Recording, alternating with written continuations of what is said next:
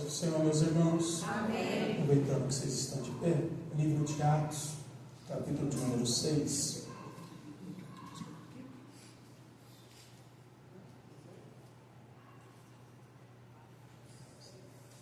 Livro de Atos,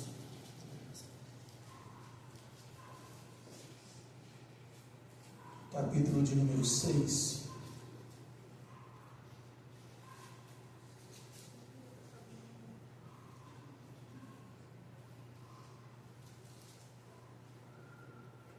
Quem encontrou, diga glória a Deus. Glória a Deus.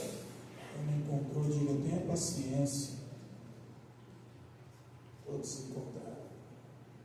Ora, naqueles dias, crescendo o número dos discípulos, houve uma murmuração dos gregos contra os hebreus, porque as viúvas eram desprezadas no ministério cotidiano.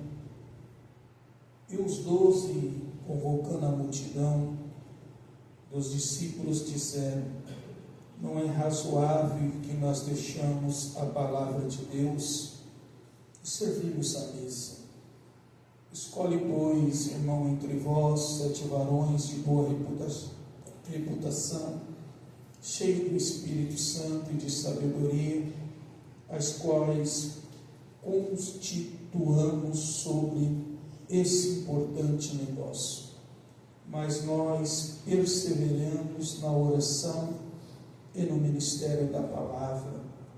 E esse parecer contentou a toda a multidão, e elegeram Estevão, homem cheio de fé e do Espírito Santo, e Felipe, e Procoro, Nicador, Timão, e Parmenas, Nicolau, prosélito de Antioquia, e os apresentaram ante os apóstolos, e este, orando, lhe impuseram as mãos. E crescia uma palavra de Deus em Jerusalém, e se multiplicava muito o número dos discípulos, e grande parte dos sacerdotes obedeciam à fé. Amém? Vamos aos nossos assentos, meus irmãos.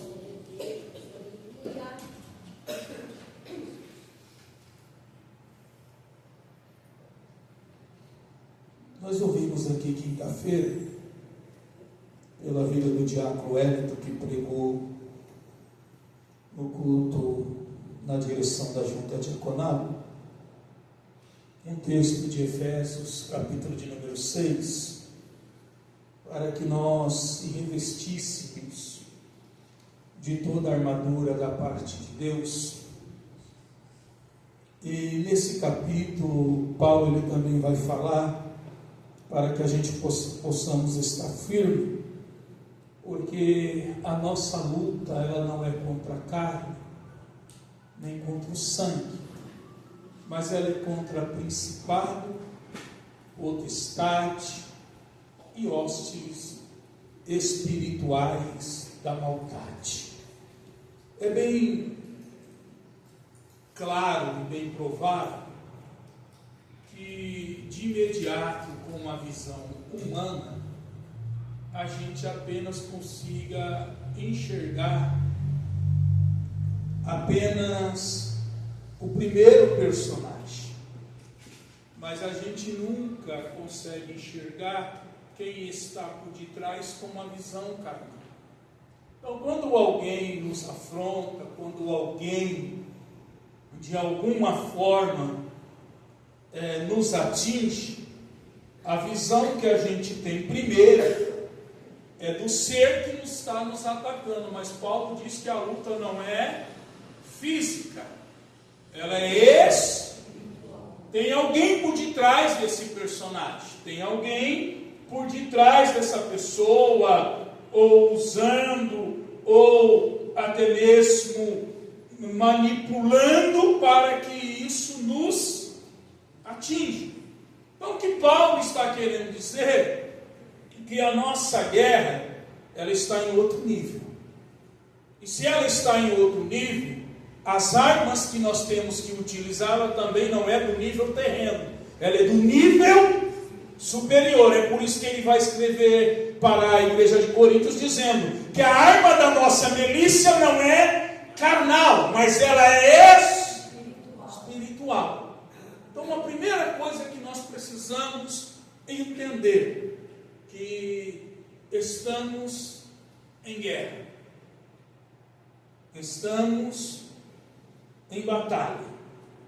Se você entrou para o Evangelho achando que seria uma colônia de férias, se você entrou para o Evangelho achando que seria um retiro espiritual para sempre, que você achou que seria como um spa, que você teria um dia de descanso, de beleza, de um bom tratamento, eu quero te dizer uma coisa: você foi chamado para fazer parte do exército de Deus. Aleluia! Você foi chamado para ser soldado. O nosso general é Cristo, e nós seguimos os seus passos. Então eu já quero te encorajar a dizer: se levante, soldado, tome as suas ferramentas, porque você vai vencer a guerra em nome de Jesus. Dito isso, eu quero falar para vocês nesse texto que, assim como nós sabemos que estamos em guerra e nós já sabemos quem é o nosso alvo, é o nosso adversário, assim como Deus nos dá estratégia como igreja do Senhor, o inimigo também tem as suas artimanhas contra a igreja de Cristo. Provavelmente, ele utiliza de 3 artimanhas contra a igreja. 3 artimanhas. Depois você lê Atos 4, Atos 5 e a terceira está no texto com o qual nós temos. Primeira dela: perseguição contra a igreja de Cristo. A perseguição, ela é algo que ela vem de fora para dentro. É quando a igreja ela passa a ser atacada ou por espíritos malignos ou por instrumentos que o adversário usa, mas o ataque sempre vem de fora para dentro. Essa é a primeira estratégia dele.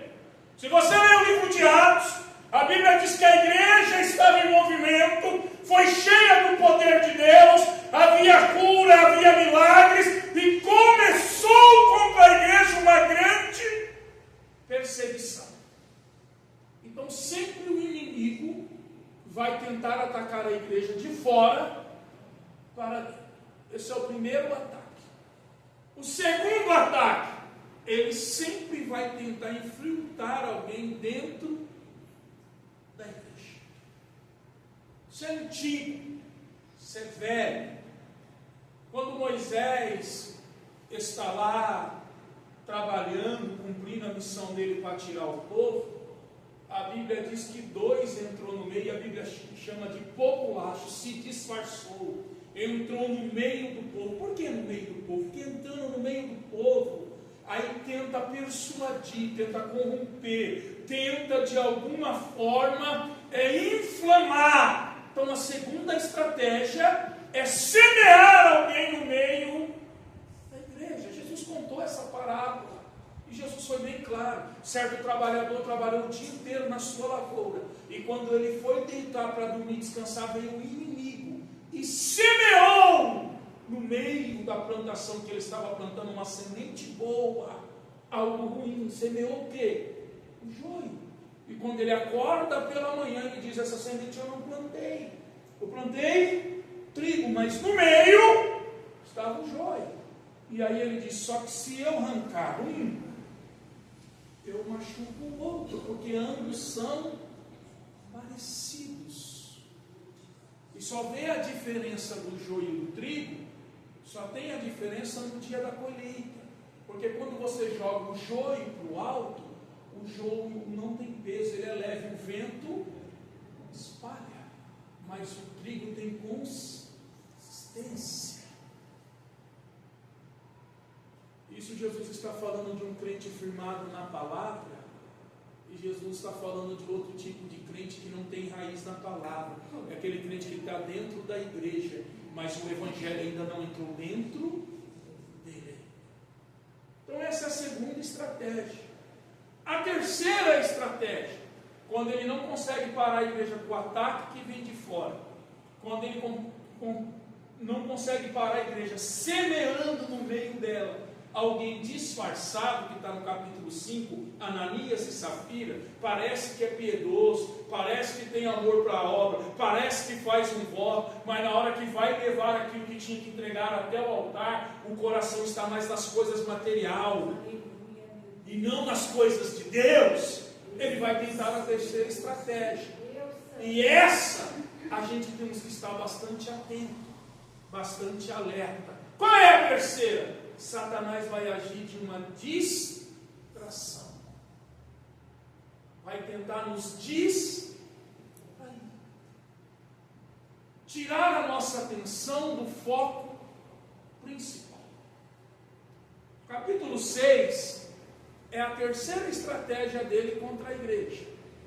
Primeira coisa que a gente temos que aprender, e agora eu vou falar um pouquinho com os meus líderes daqui, líder da junta diaconal, líder dos adolescentes, a líder das irmãs, pastor Júnior, os obreiros do altar, a junta diaconal. A gente precisamos aprender que tudo que começa a crescer, os problemas aumentam. Se não quer ter problema, não tenha crescimento. Você sabe por que muito a gente ficou estagnado? Muita gente ficou parado, sem uma projeção, sem um objetivo, sem um sonho, sem algo, porque não querem ter trabalho. Quem não quer ter trabalho, fica na zona de conforto. Porque o crescimento exige de mim, o crescimento exige de você esforço. Porque com o crescimento, algumas pessoas vão ficar incomodadas. Com o crescimento da obra surgirão novos desafios. Com o crescimento da obra surgirão, aleluia, desafios. Surgirão algo desconhecido. E algo desconhecido nos dá medo. Nos dá medo.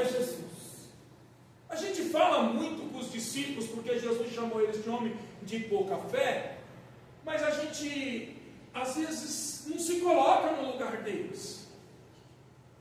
Pensa comigo. Jesus está dentro de um barco,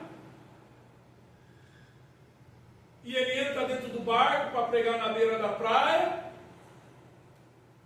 Os discípulos estão na praia, então o terreno é firme, terreno é sólido, não é algo que se movimenta, não é algo que me causa instabilidade. Eu estou num lugar firme, seguro. Aí Jesus me chama e diz: entra no barco. Você pescou a noite inteira, volta para lá e lança a rede do lado direito. Ou seja, venha andar em um terreno que não é firme, venha andar em algo que é desconhecido. Aleluia, Deus! Venha andar em algo que aos teus olhos não te dá estabilidade e segurança. Ou seja, Jesus está dizendo: venha viver algo novo. O que é algo novo? É algo que eu não conheço. E tudo que eu não conheço me causa temor, me causa medo. É algo que eu nunca vivi. Porque quando a gente tem que passar por algo que a gente não conhece, a gente fica com medo. Aleluia, Jesus.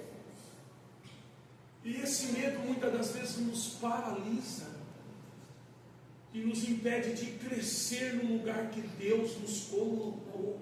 Aleluia, Deus. Então eu já quero te dizer para você hoje, se você pensa em crescer, e você acha que crescendo, que você florescendo, que você desempenhando o seu chamado, aquilo que Deus tem, se você acha que com isso você vai ficar tranquilo, eu quero te dizer, os problemas vão aumentar. Eu quero dizer que os desafios vão ser maiores. Mas uma coisa eu quero te dizer: fique firme não aos desafios. Fique firme não aquilo que você olha e diz, isso é desconhecido. Fique firme quem te deu a ordem. Qual é a ordem? Você vai chegar do outro lado. Eu não conheço o caminho, eu não conheço o percurso, mas eu conheço quem me deu a ordem. Ele garante que eu vou chegar do outro lado. Então eu não preciso conhecer os meios, eu preciso acreditar em quem está dizendo que eu vou chegar do outro lado. Aleluia. A igreja está crescendo em Atos 6. E a igreja está desenvolvendo. A igreja está se multiplicando. O crescimento da igreja é algo muito interessante.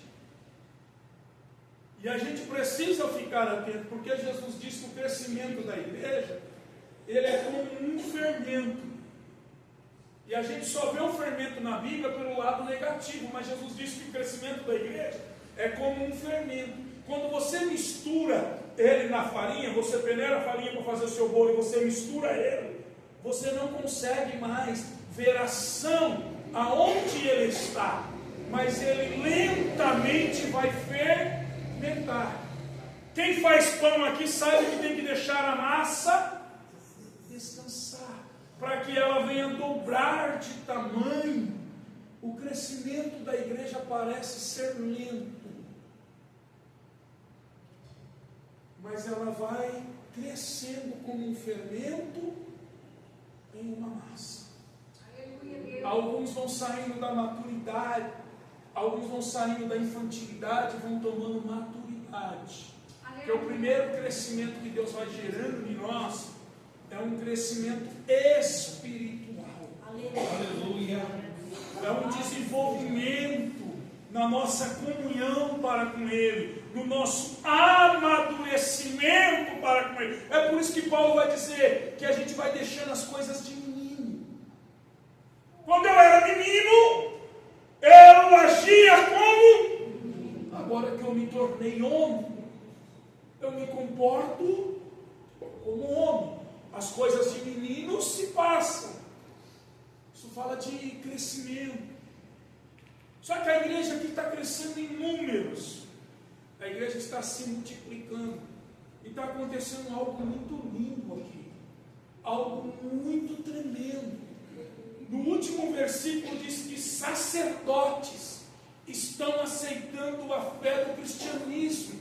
Eles estão crescendo na fé, eles estão crescendo pelo Evangelho. Mas o inimigo vai colocar uma distração no meio da igreja. Qual é a distração? Qual é o foco do adversário? Distrair a igreja e tirar a igreja de que foco? Os obreiros estão trabalhando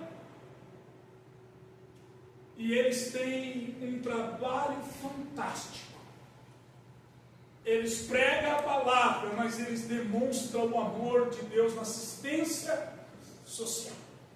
Eles socorrem os irmãos aflitos, os irmãos que estão passando por necessidade.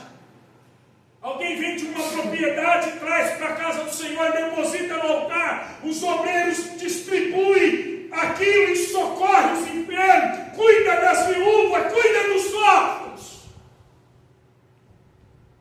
E a igreja está crescendo. A igreja tem pão físico para dar. E a igreja tem pão espiritual para dar. Aleluia. A igreja cuida do lado espiritual. Mas a igreja também está cuidando do lado social, material dos irmãos. Glória a Deus. Muita gente está se convertendo, muita gente está chegando. A igreja está tomando força, a perseguição de fora não parou a igreja. Aquele que Satanás mandou enrustido não parou a igreja. Cada esta perseguição a igreja cresce. O irmão enrustido não ficou, a igreja cresceu. Satanás diz: preciso distrair a igreja. Meu Deus, E qual é a distração? Vai surgir um problema na mesa, mas não é na mesa da Santa Ceia. Qual é a mesa? A mesa social. A mesa que cuidava dos órfãos e da viúva, o irmão que recebia a doação como nós, que recebia como hoje um pastor me liga: ô pastor, grande amigo dessa igreja, disse: pai, ele disse, tem chocolate na tua igreja? Eu disse: ovo da Páscoa. Eu disse: as irmãs de lá estão trabalhando. Ele diz: eu ganhei 70 caixas de bombom, e eu senti de doar 20 para o senhor. E aí a Rose me disse que já ganhou mais 20, então são 40 para nossas crianças. Glória a Deus. E aí tem alguém preocupado, sabe, com o bem-estar, com a mesa, o que os irmãos vão comer, o que eles vão vestir. E aí surgiu um problema, porque existia duas classes de judeu na igreja. O judeu que foi nascido em Jerusalém, na Palestina, que falava o hebraico.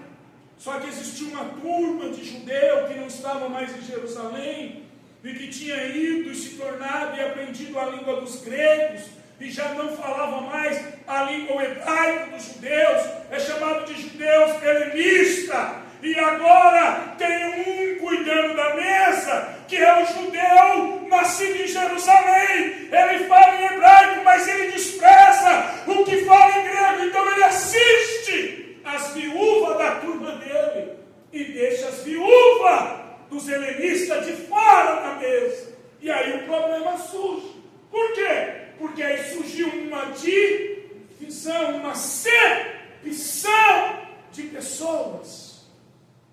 Porque a gente tem esse defeito. Qual o defeito? A gente primeiro prioriza, ou a gente primeiro olha para o nosso grupo, que a gente tem mais afinidade, e a gente trata esse grupo com mais cuidado, com mais dedicação, com mais prioridade do que o outro grupo. E igreja não pode agir assim.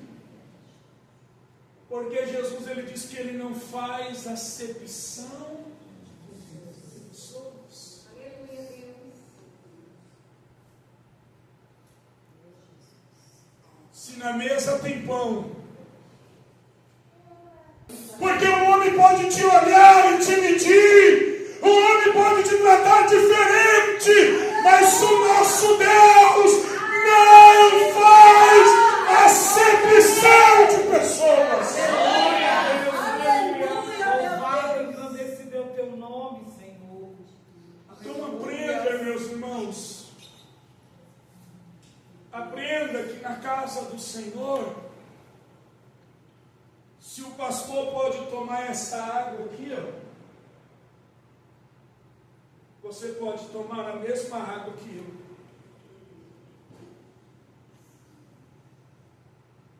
Aprenda que ninguém aqui, aos olhos de Deus, será tratado diferente. Glória a Deus. Eu sei que às vezes a gente traz um pastor de fora num congresso e se monta uma mesa lá para recepcionar ele, porque ele veio já de Minas para cá, como já aconteceu. E porque às vezes não dá para fazer para todo mundo, mas a igreja é local.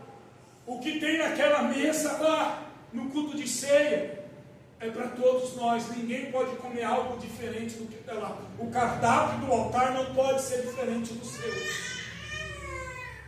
Só que surgiu um problema. Qual é o problema? Tem uma batota dando privilégio para a sua turma. Qual é a batota? Os judeus de Jerusalém, que falam hebraico, esqueceram as viúvas e os órfãos dos judeus que falam grego, que já não falam mais a língua hebraica, que é os judeus helenistas. O problema surgiu. E o que fazer? Procurem o os apóstolos. E quando o problema vem até os apóstolos, a igreja está triste. Por que a igreja está triste? Porque a igreja percebeu que havia dois grupos e o tratamento era diferente. Mas qual é a estratégia de Satanás com tudo isso? Distrair quem? A liderança da igreja. Por quê? Porque os apóstolos tinham que se dedicar à oração e à Bíblia. E se eles agora têm que deixar a oração e a Bíblia para resolver uma questão pequena e não desprezando a mesa de lá, não tem separação da mesa de lá e da pregação daqui, o que os apóstolos estão querendo dizer, olha, a gente vai ter que parar a oração, o estudo da palavra, o oráculo de Deus, para ir resolver uma questão entre irmãos. Você já percebeu que vira e mexe, sempre tem alguém chateado na igreja com alguém? Você já prestou atenção? Que vira e mexe, sempre tem alguém na congregação que não concorda com alguma coisa. Sempre tem alguém bicudinho. Sempre tem alguém entristecido. Alguém magoadinho. Você tem que ir lá dar o dedinho e dizer, vem cá, ô bebido tudo do papai, vem cá, fazer as pazes comigo. Tem que tratar igual bebecinho. Por quê? Porque é o diabo distraindo quem? Porque quando a liderança para tratar disso, a liderança deixa o altar da oração. E deixando o altar da oração, não tem a revelação, não tem a manifestação, não tem o agir de Deus. Olha, e qual é a mensagem de Deus para mim e para a tua vida? Não se distraia. Continue no altar da oração. Eles têm que tomar uma providência. E qual é a providência, pastor? Nós não podemos deixar a oração e o estudo para cuidar da mesa. Não é que a mesa não tem importância. Ela não é inferior, ela tem muita importância. Mas nós somos chamados para o oráculo de Deus, para a pregação do Evangelho. Então vamos levantar pessoas para cuidar da mesa. E aí vai surgir o cargo de diácono na igreja. Vai levantar 7 homens revelados por Deus. Qual é a missão deles? Cuidar da mesa. Pastor, você está dizendo que um diácono não tem que se preocupar com a oração, que um diácono não tem que se preocupar com a leitura bíblica? Não. Alguns diáconos se destacam. Alguns diáconos serão como Estevão, pregadores. Serão como Estevão, porque o diaconato será uma preparação para o pastorado. Mas outros serão diáconos até Jesus voltar. Ponto. Acabou. Simples assim. Nem todo diácono chegará ao presbitério. Tem diácono que vai ser diácono. Tem mulheres aqui e tem homens aqui que Deus deu um ministério da oração ou da intercessão. Foi chamado para orar. Esse é o chamado. Não é menor de quem prega.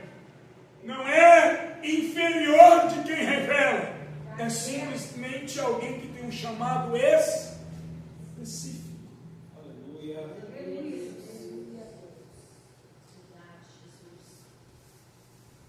Eu tenho alguém na minha casa que tem esse chamado.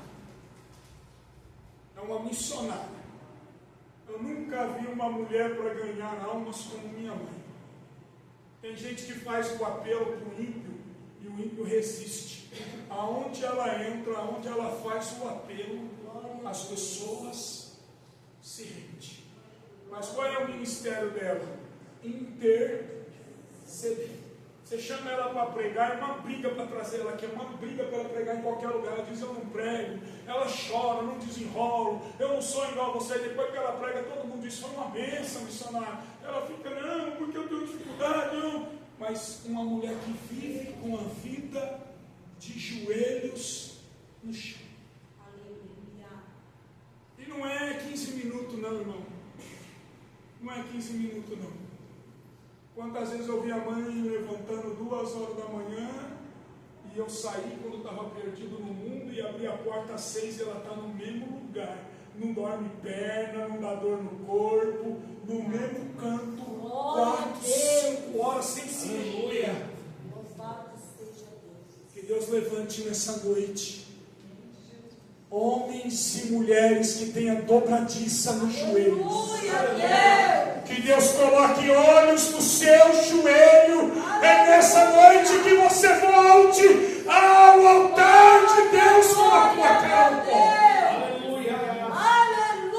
Porque a distração do inimigo é nos tirar da oração e da palavra do Senhor. A igreja ficou triste. Eles precisam tomar uma providência que venha consolar o coração da igreja. Então eles vão levantar homens para cuidar da mesa. Homens para assistir as viúvas, os órfãos, os necessitados. Porque eles não podem sair do altar da oração. Olha aqui para mim, você que é líder. Olha aqui para mim, você que é obreiro dessa casa. Olha aqui para mim, você que acha que simplesmente fica ali na porta e você diz: para estar na porta, para olhar carro, eu não preciso de me preocupar. Deus está dizendo: não se distraia. Deus está dizendo: para estar na porta tem que estar em oração. Tem que estar na palavra do Senhor.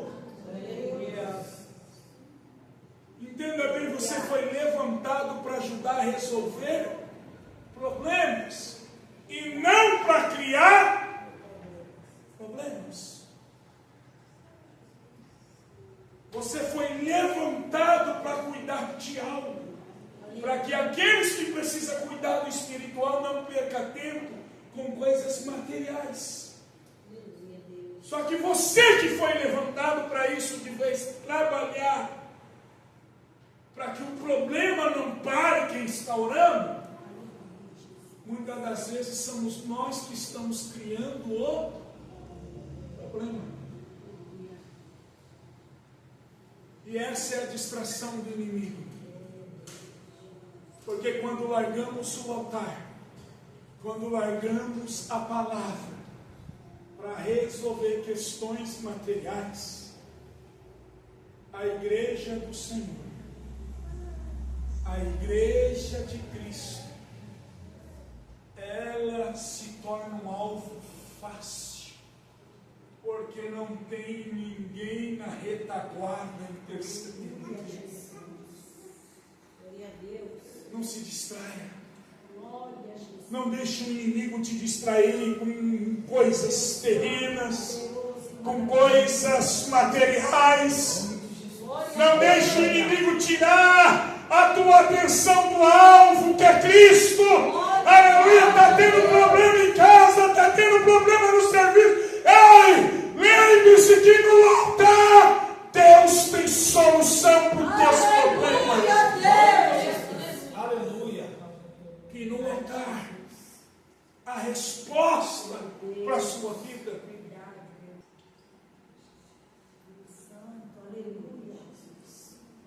Qual era o objetivo de Satanás com esse problema? Tirar os irmãos da oração e do ensinamento da palavra. Qual era a missão dos apóstolos? Gerar discípulo, discipular alguém. Surgindo um problema, deixando de ensinar, eles estão deixando de formar discípulos para resolver questões simples, pequenas, que surgem no meio da igreja. Só que tem uma coisa interessante aqui, é que quando o problema surge a oportunidade de conhecer quem tem chamado e quem não tem. Quando o problema surge, é que a gente conhece realmente aqueles que Deus separou para o ministério. Aleluia. Eu vou dizer uma frase que você já conhece. Se te mostrares frouxo no dia da tua angústia, pouco será a sua força. Deus não chamou frouxo, Deus não chamou covarde, Deus não chamou menino para o ministério. Deus chamou homens, Deus chamou mulheres, Deus chamou homens, Deus chamou mulheres. Aleluia. Quando a dificuldade surge, é a oportunidade para outros, quando os frouxos não têm coragem de encarar. Aonde Débora se destaca na história? Aonde Débora surge na história? Hein? O que faz desta mulher se destacar? Hein? Por que o nome dela é citado? Porque alguns homens frouxos não quiseram sair para pé. E aí chamaram ela. E ela não se acou. Só que ela foi alguém que teve ousadia. Qual? Alguém disse, você vai conosco. Ela disse, é o seguinte, eu vou. Mas se a vitória vir, também não dou a honra para covarde. Porque covarde não merece honra. Covarde não merece honra. Aleluia. Então, quando surge a dificuldade, aí Deus está nos testando para saber que tipo de obreiro que nós somos. Vai recuar, vai abaixar a guarda, vai desfalecer, vai continuar se comportando como uma criança birrenta no mercado, porque viu um sonho de valsa e a mãe não tem para comprar. Ou vai ser alguém que vai levantar a cabeça para o alto e vai dizer, prosseguimos, porque o nosso socorro vem do Senhor. Glória a Deus. Em toda crise, em toda dificuldade, Deus levanta alguém. E é chamado? É atender uma necessidade. Se você não tem disposição para atender uma necessidade, você não tem disposição para atender o seu chamado.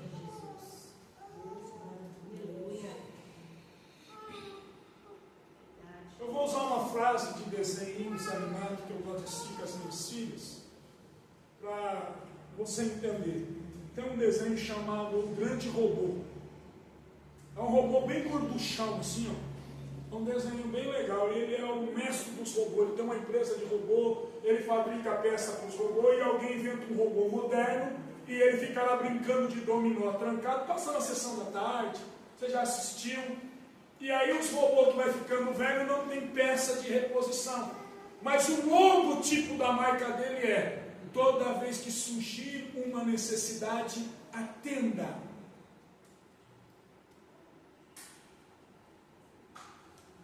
O que ele está nos ensinando com isso?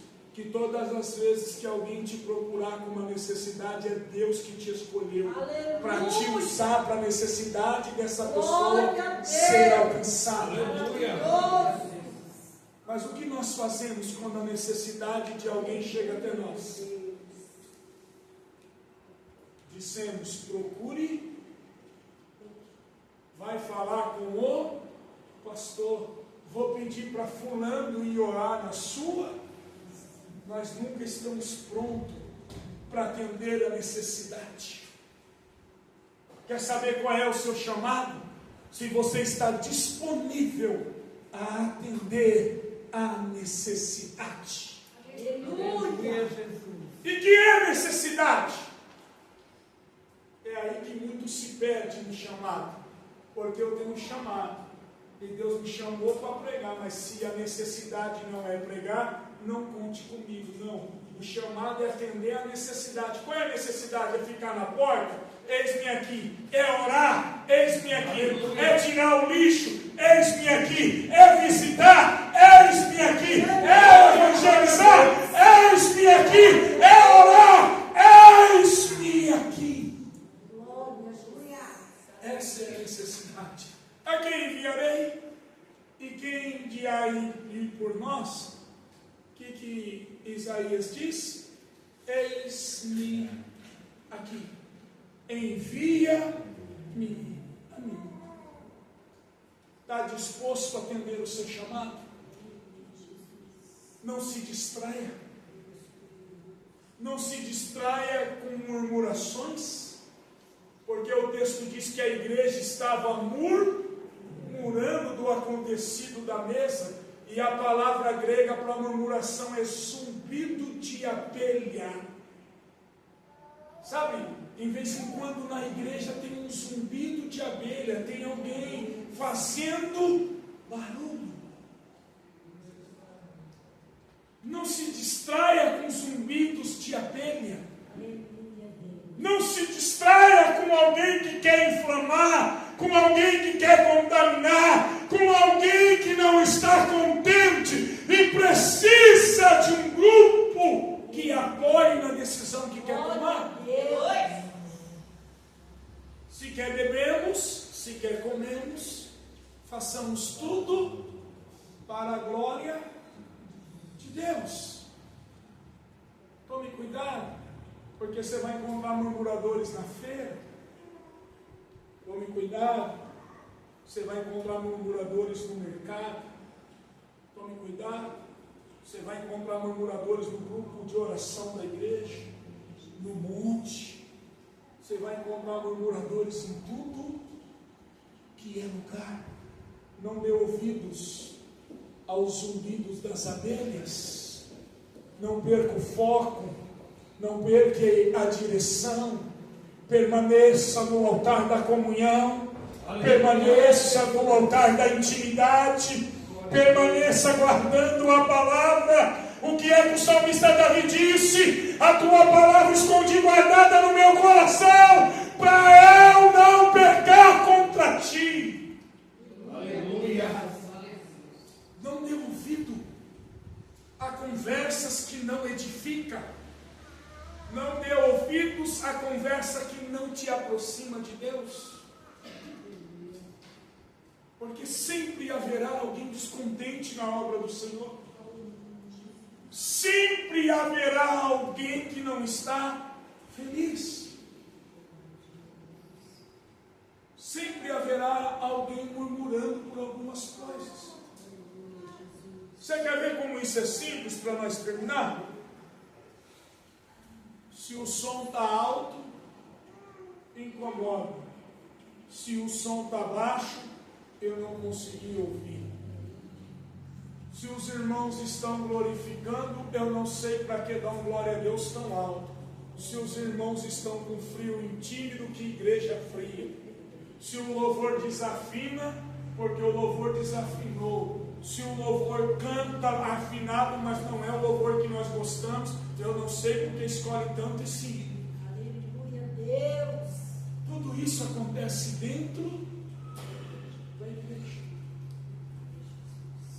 Se a criança corre, se a criança chora, não é assim? Se o celular toca, não deveria, mas às vezes acontece. Não é assim? Se Se às vezes entra uma pessoa embriagada e ela começa a falar com o obreiro alto na porta, o que a gente faz que está prestando atenção no altar? A gente quer ver o que está acontecendo. São tudo estratégia para nos distrair. São tudo meios para querer nos paralisar. Eu não vou dizer para você que vai ser fácil, mas eu vou te dizer uma coisa, que o Deus que te deu uma missão te dá força e a graça para você suportar. Aleluia. O Deus que colocou o propósito, Ele vai te dar o recurso para a realização dele. Só que haverá, quando Neemias se propôs a levantar os muros de Jerusalém, olha que interessante, enquanto os muros estavam derrubados, ninguém se incomodava. Quando Neemias se propõe a ir, e para Neemias era mais cômodo ficar no palácio, porque ele não era simplesmente o copeiro, alguém que experimenta a bebida, ele era também uma espécie de conselheiro, ele ficava no palácio de inverno do rei, ele era alguém próximo, alguém íntimo. Ele está vivendo a melhor vida boa. Ele come o que o rei come, ele bebe o que o rei bebe. Mas quando ele descobre que Jerusalém está em ruína, ele vai levantar os muros. E quando ele se propôs a levantar, o que aconteceu? Oposição. Zombaram dele. Como? Se passar uma raposa em cima desse muro, o muro vai cair. Mas o Deus que colocou em Neemias o compromisso de levantar os muros, foi o Deus que usou o rei para dar carga, foi o Deus que usou Asaf para dar madeira, foi o Deus que enviou o recurso. Aleluia. Haverá oposições? Haverá. Mas haverá um Deus que vai estar contigo na batalha. E o nome dele é o Senhor dos Exércitos. Não se distrai. Não se distrai. Não se distrai, porque nem todo mundo vai acreditar no propósito que Deus colocou nas tuas mãos. Vai ficar distraindo com o que estão dizendo? Vai ficar preocupado com o que estão falando? Não vai durar. Eu não vim para mostrar nada para ninguém. Eu vim cumprir um chamado. Eu não vim atrás de aplausos de homem. Eu não vim atrás de elogio de homens. Eu vim fazer uma missão. Esse é o meu comprometimento no Orquídea. Qual é o seu comprometimento com o seu chamado? Deus te levantou para resolver problemas e não para criar problemas. Deus te salvou para formar discípulos.